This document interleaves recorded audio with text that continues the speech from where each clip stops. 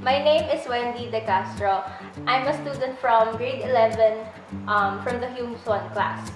In this video, I will briefly review a modern literary piece by analyzing it and the author's characteristics.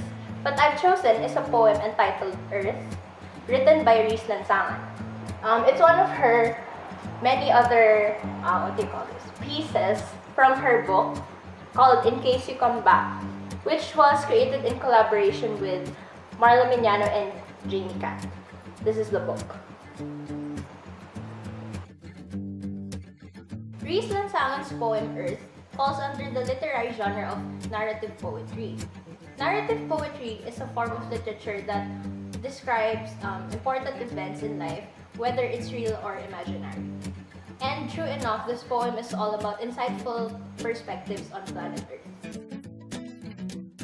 So if you've noticed, all 4 stanzas can be pieced apart and be a haiku on its own. In fact, they're all very quite identical. The difference only lies in what object Earth is being compared to, which is the last word of every first line, like marble, pinhead, bubble, and eyeball, and where the object comes from, which is every second line. This, and this. Looking at the poem in its entirety, Reese Lansangan conceptualizes the idea that planet Earth, because it is for us humans, barely makes an indention in space. This can be seen with how she uses concrete objects, such as a pinhead, in relation to places such as a haystack in the barn, to help us picture how tiny our planet is. She emphasizes this idea further by ending every stanza with the phrase of the universe, which indicates that everything we know that exists is only a mere speck inside the vast universe.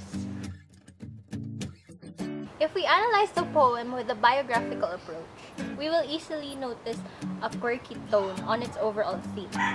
Reese Lansangan is best known as a singer-songwriter and visual artist.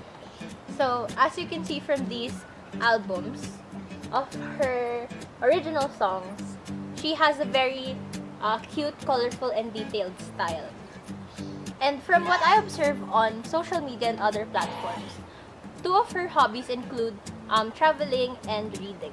These most probably fuel her adventurous personality and broad vocabulary. Mixing these factors with her apparent creative nature, it can be said that her experiences give her plenty of thoughts that she translates into apt and artistic words and sounds. My favorite part is the 3rd stanza, which reads, Earth is a bubble from a fish in the ocean of the universe. Besides the common idea of illustrating the size of Earth throughout the poem, what fascinates me is the fleeting state of a bubble.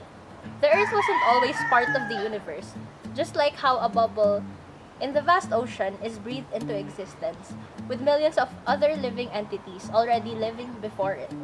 And as it floats to the top, it will soon pop, which can mean that the Earth might die some millions of years into the future. It also points out the short time our planet existed, compared to how long it probably feels like. 21st century literature is first and foremost literature produced within that period, but beyond that, it has its own reputation.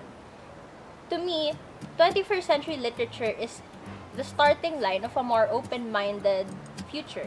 Unlike previous literary periods that have certain styles and restrictions, our modern era is about quickly learning to understand more views on whatever subject. Throughout the centuries, people have discovered more and therefore accepted more. I think the 21st century is a golden era of expression in terms of structure, word choice, and stories, which basically also means that society is more comprehensive. But we also shouldn't forget to acknowledge that history led us to the progress of literature that we have now. And it's also because of history that we learn to understand fair judgment and its importance. In our 21st century literature class, I mostly learned how to creatively analyze and look for essence behind literary pieces. I also learned much about an author's role. But the learning I appreciated most is to keep telling stories. When our teacher told us the story of 1001 Nights, I was intrigued by the idea that telling stories keeps us alive.